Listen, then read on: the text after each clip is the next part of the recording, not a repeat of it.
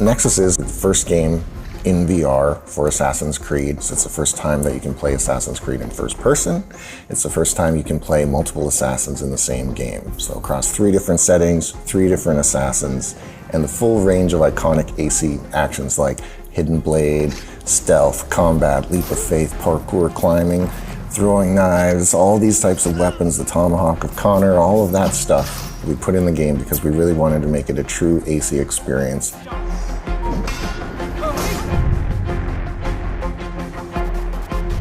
Parkour is obviously one of the iconic AC actions that we think players are going to be really excited to do in Nexus. Running across the rooftops in large open urban areas is something that really is so fundamental to the brand that I didn't feel like we could compromise on it. So the team has done some amazing technical wizardry to allow the player to basically approach all these maps from 360 degrees. You can see it, you can climb it, you can parkour it. So from Venice to Greece to Boston and even new areas like Newport for Connor, they're all what we call open map environments. The player can traverse on the ground, scale the walls, climb the rooftops. VR allows you to perceive depth in the environment beyond, when you play on a TV screen, on a normal screen. This is really defining for Assassin's Creed and the way you can look at the environment and see all obstacles and buildings and basically everything you can see that you think you can grab on, you can in-game. So it's really intuitive as well and organic. When you look at the world in Nexus, you see basically handholds, 90-degree surfaces that you can grab. So you're actually using your hands, you're pulling yourself up the side of the building. There's flinging, so you can actually throw yourself up sideways, even backwards, like across a street, which is really cool to do.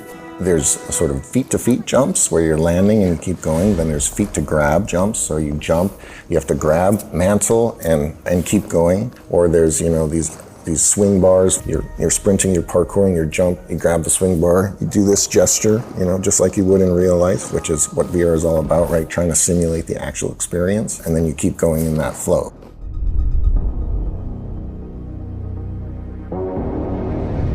It is a stealth-first game, sneaking around, peeking around corners with even something as simple as like grabbing the corner of a building and pulling your camera, your head over and kind of leaning and peeking to see an enemy. We've even built in things like cracks and holes in the walls where you can kind of peek through there, and it's a use of head tracking there, but you feel really sneaky and you're spying on the guards in the other room. In the environments, you'll have dynamic objects, a vase, whatever. You can pick them up, you throw it. It'll crash on the ground and make a sound and distract a guard that way, and you're actually doing the physical throw yourself. One of the features that we've had that we've always been really excited about is the whistling feature. So you do this with a gesture, you make a ring with your hands and you bring it to your mouth area, we're tracking your hand position, and you hear the assassin whistle, and that will call the guard over and you can stab them in the bush and pull them in or whatever it is that you want to do.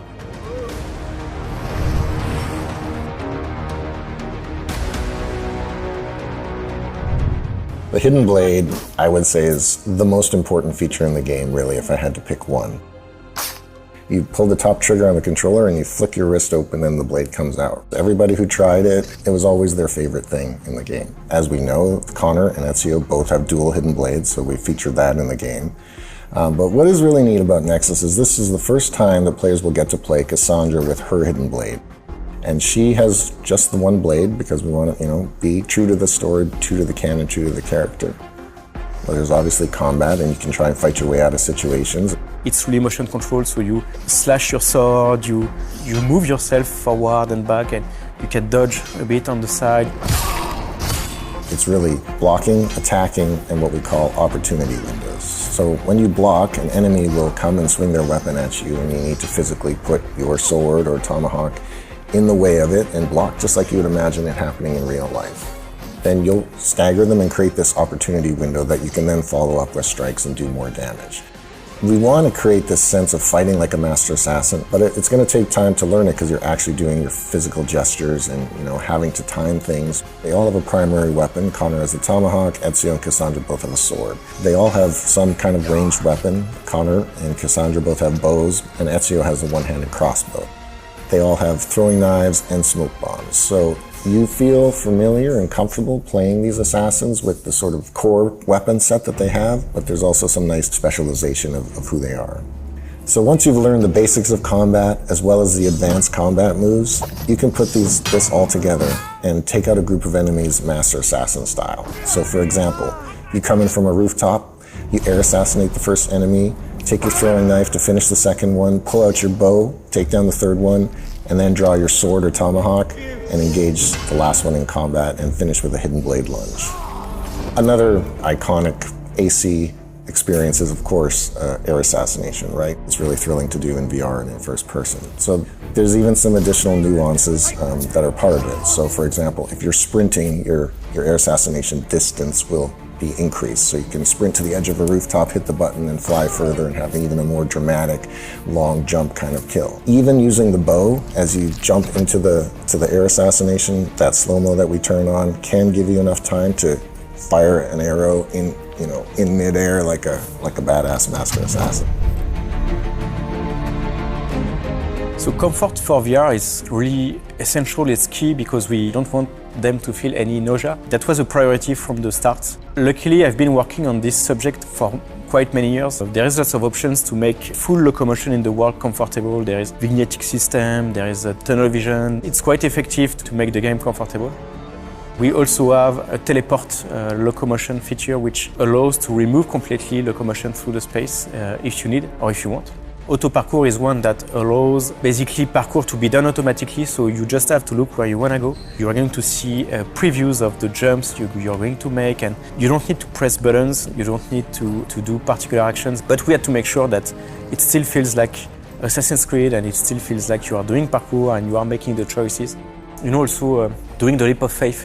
That's amazing in VR. Might not be for everyone, or it might be fearful for some people. We developed that feature called Fear of Height, so it allows you to turn on and off some grid to basically show you what's the ground in your real play space. You can even toggle a 3D grid around you, and it allows you to understand that actually your ground is very close by, so it helps people that might be afraid of heights, even if you can't reach out, or it's uncomfortable to reach out over your shoulder, or it's uncomfortable for you to hold buttons, or things like that, then we have something for you. We try to really develop many features to make the game fun and enjoyable by everyone. Through testing of comfort and accessibility of the game, we've seen that almost everyone can be comfortable with the game. There's a feature for them because we developed lots of comfort features and we developed lots of accessibility features.